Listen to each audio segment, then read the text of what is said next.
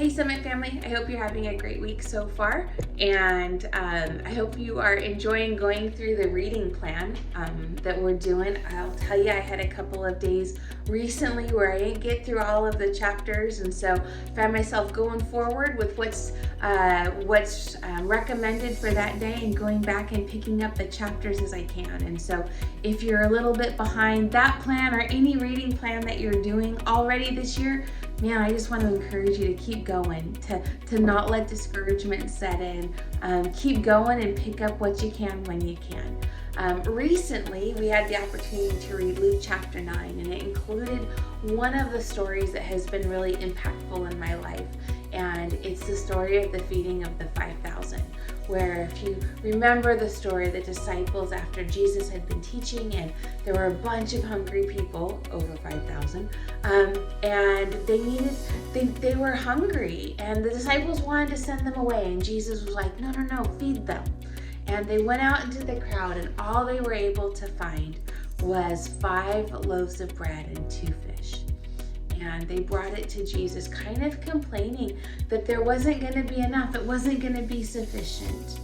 And Jesus took their little and lifted it up to the Father and blessed it.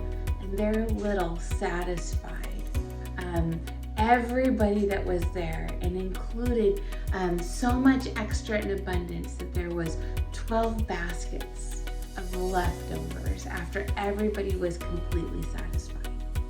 And I want to encourage you that when you're in a space right now, maybe, that you have a hard time seeing what is there. All you can see is maybe what's lacking or what the need is, or feeling like you don't have enough to satisfy what that need is. I want to encourage you to look at what you do have. What is it that you do have that you can offer to God and bless, and watch Him receive it as a blessing and multiply it back out and satisfy what that need is. And I think about it in terms of sacred scarcity.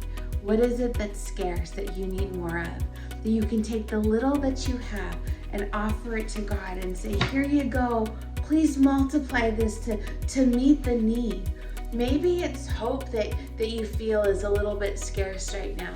Maybe it's finances, maybe it's faith, maybe it's health, maybe it's energy. Whatever it is, that maybe it's time, whatever it is that you feel like is a little scarce, and you wish there was more to be able to meet your need and the need of those around you, would you just take it and offer it to God? Would you ask Him, what is it that I do have? Instead of seeing the lack, what is it that I do have, God, that can help in this situation if I offer it to you? Offer it to Him and watch the miracles that are going to happen. You know, we often don't see miracles unless we need miracles.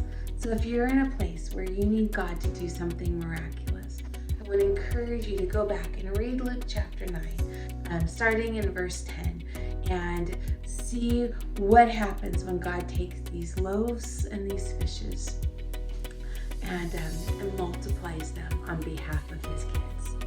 Have an amazing week. I hope that encourages you with whatever you may be facing this week. And I look forward to seeing you on Sunday.